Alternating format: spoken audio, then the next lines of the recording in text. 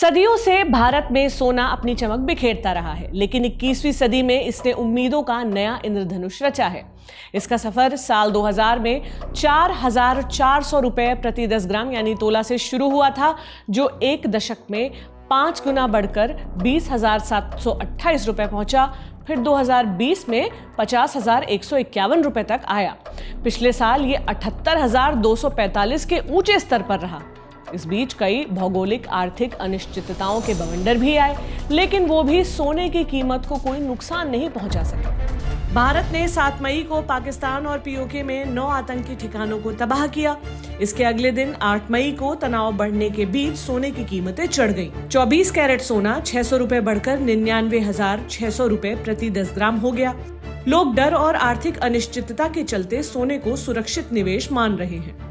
Jatin Trivedi LKP securities में VP research analyst ने बताया, सोने की कीमतें बहुत उतार चढ़ाव में रही। जियोपॉलिटिकल तनाव और रुपए की कीमत गिरने से भारत में सोना मजबूत रहा, भले ही दुनिया में इसकी कीमत कमजोर थी। अब सोना 95,000 से 98,000 रुपए के बीच रह सकता है। अगर ये रेंज टूटती है तो अगले कुछ दिनों में 3-4% की बड़ी हलचल हो सकती है। अप्रैल 2025 में सोने की कीमत पहली बार 1 लाख रुपए प्रति 10 ग्राम का स्तर पार कर गई। बाद में थोड़ी गिरावट जरूर दिखी, पर सोने की चमक घटने के कोई आसार नहीं दिखते।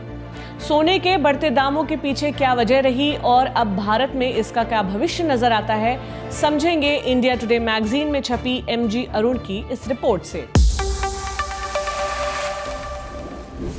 नमस्ते, मेरा नाम प्रतीक्षा है और आप देख रहे हैं इंडिया टुडे हिंदी। हाल के समय में सोने के दाम में हुई बढ़ोतरी की वजह डोनाल्ड ट्रंप की टैरिफ सुनामी ही थी, और सबसे बड़ी वजह ट्रंप की फेडरल रिजर्व के गवर्नर जेरोम पॉवेल के बारे में की गई टिप्पणी। 17 अप्रैल को ट्रंप ने कहा कि पावेल की बर्खास्तगी की जल्द जरूरत है। उन्होंने फेड से ब्याज दरों में कटौती का आग्रह किया।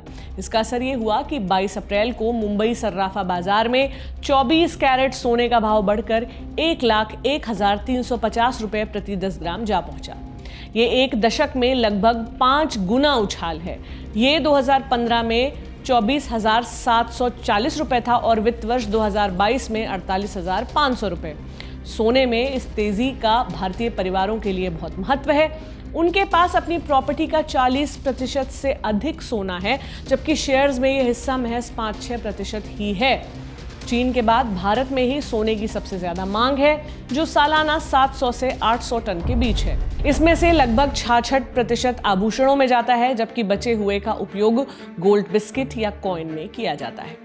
अगस्त 2024 में पीडब्ल्यूसी इंडिया की एक रिपोर्ट में अनुमान लगाया गया था कि भारतीय परिवारों के पास कुल मिलाकर करीब 25,000 टन सोना है। इसकी कीमत लगभग 126 लाख करोड़ रुपए है।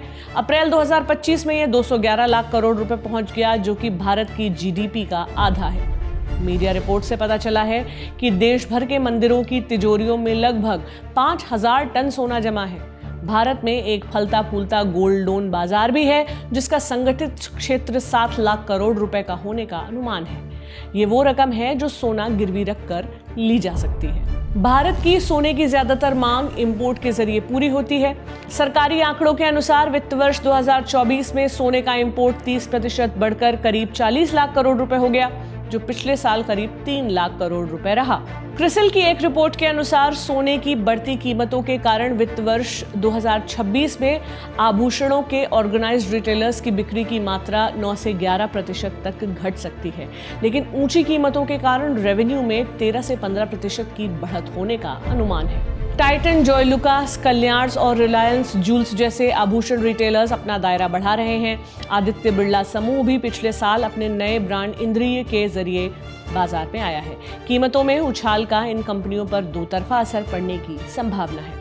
पहला, ऑपरेटिंग मार्जिन उनके गिरावट का रुझान तोड़ सकते हैं और ये वित्त वर्ष 26 में बढ़कर 7.8 से 8% हो सकता है। दूसरा, उनके पास जमा सोने की ऊंची लागत के कारण कर्ज का लेवल बढ़ सकता है। इस बीच गोल्ड में इन्वेस्ट करने वालों को मुश्किल फैसले का सामना करना पड़ रहा है कि वो इन असेट्स को महंगाई से बचाव के रूप में बनाए रखें या तेजी की गंगा में हाथ धोते हुए बेच दें। वैश्विक स्थिरता में गड़बड़ी सोने की कीमतों पर असर डालती है, क्योंकि ये एकमात्र ऐसी सुरक्षित कमोडिटी है जिस पर लोग मुश्किल के समय भरोसा करते हैं।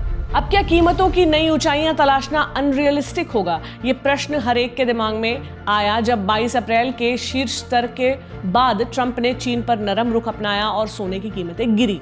30 अप्रैल को सोना मुंबई में 97,030 रुपए पर ट्रेड कर रहा था। वैद्य को लगता है कि ग्लोबल रुझानों से सोना फिर 1 लाख रुपए के स्तर पर होगा।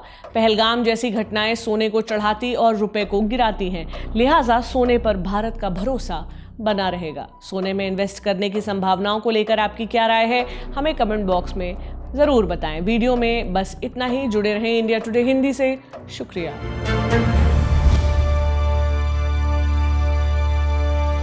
इसी तरह की तसल्ली से भरी हुई एक्सक्लूसिव रिपोर्ट्स देखने के लिए सब्सक्राइब करें इंडिया टुडे हिंदी का YouTube चैनल और बेल आइकन जरूर प्रेस करें ताकि वीडियो अपलोड होते ही आपको खबर हो जाए।